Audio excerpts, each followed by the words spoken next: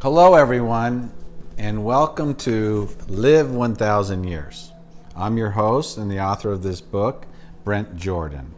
Today, we're going to deal with Chapter 5, entitled, Where Did We Come From?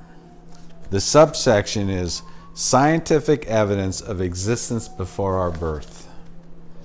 It begins on page 234. So let's get started. Throughout the history of our world, people everywhere have asked themselves, where do we come from? Virtually every person who has ever lived on the planet Earth has wondered if he or she existed somewhere else, either in body, soul, or spirit, before being physically born on the planet Earth. And almost every religion, civilization, philosophy, and culture has answered the question of pre-existence with a resounding yes. Modern science has shown us overwhelming evidence that our bodies, souls, or spirits existed prior to our physical birth on Earth. Take, for example, Dr. Ian Stevenson, MD. He investigated thousands of reports by young children who remembered their past lives. He conducted more than 2,500 case studies over a period of 40 years and published 12 books, including the books 20 Cases Suggestive of Reincarnation and Where Reincarnation and Biology Intersect and Reincarnation and Biology. Dr. Stevenson's credentials are impeccable. He's a medical doctor. He's the former head of the Department of Psychiatry at the University of Virginia, as well as the director of the Division of Personality Studies at the University of Virginia. He's published numerous papers before he began his paranormal research. When Dr. Stevens studied the subject of children's prior lives, he methodically documented each child's statements and identified the deceased person the child identified with. He then verified the facts of the deceased person's life that matched the child's memory. He matched the child's birthmarks and birth defects to wounds and scars on the deceased individual by medical records, such as autopsy photographs. Dr. Stevenson also discovered cases that showed evidence of xenoglossy, which is a paranormal phenomenon in which people can speak or write a language that they could never have acquired by natural means. These cases include 2 children who, under hypnosis, could converse with adults speaking the same foreign language instead of merely being able to recite a few foreign words. Dr. Stevenson found that children usually begin talking about their past life memories between the ages of 2 and 4 years old. Such memories gradually dwindle and disappear when the child reaches 4 to 7 years old.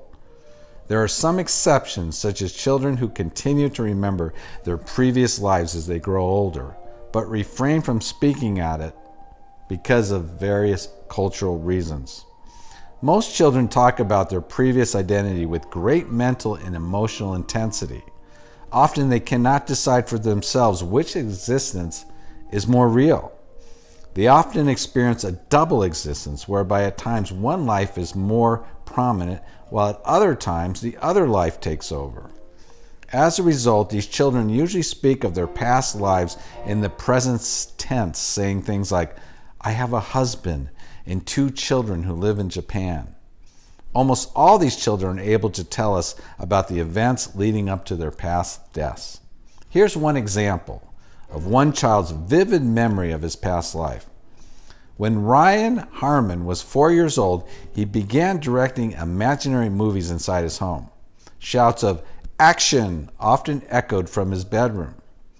His words and actions became a serious concern for his parents when he began waking up in the middle of the night screaming and clutching his chest, reporting that he dreamed about his heart exploding while he was in Hollywood, California. Ryan's mother, Cindy, asked Ryan's family doctor about the episodes. Night terrors, the doctor remarked. He'll outgrow them. Then one night, as Cindy tucked Ryan into bed, Ryan suddenly took hold of Cindy's hand. Mama, he whispered, I think I used to be someone else.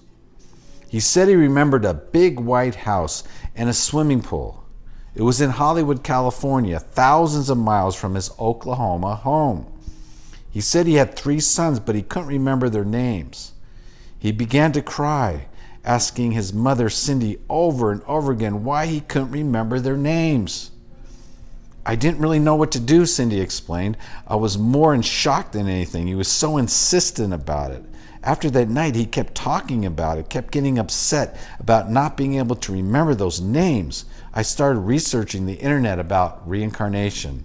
I even got some books from the library on Hollywood, thinking the pictures might help him. I didn't tell anyone for months. Then one day, as Ryan and Cindy paged through one of the Hollywood books, Ryan stopped at a black and white photograph taken from a 1930s movie, Night After Night. 2 men in the center of the picture confronted one another. 4 other men surrounded them. Cindy didn't recognize any of the faces, but Ryan pointed to one of the men in the middle. "Hey, Mama, that's George. We did a picture together." His finger shot over to a man on the right wearing an overcoat. "That guy's me. I found me."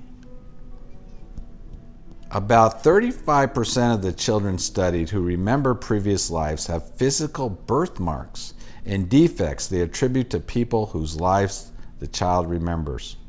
Out of 210 such children investigated, a deceased person was later identified whose life unmistakably matched the child's statements. A close resemblance was nearly always found between the birthmarks or the birth defects in the child and the birth defects or marks or wounds on the deceased person. In 43 of 49 cases in which Dr. Stevenson obtained the deceased's medical records, the documents confirmed the exact physical resemblance and the body location of the deceased's wounds and the child's birthmarks or birth defects.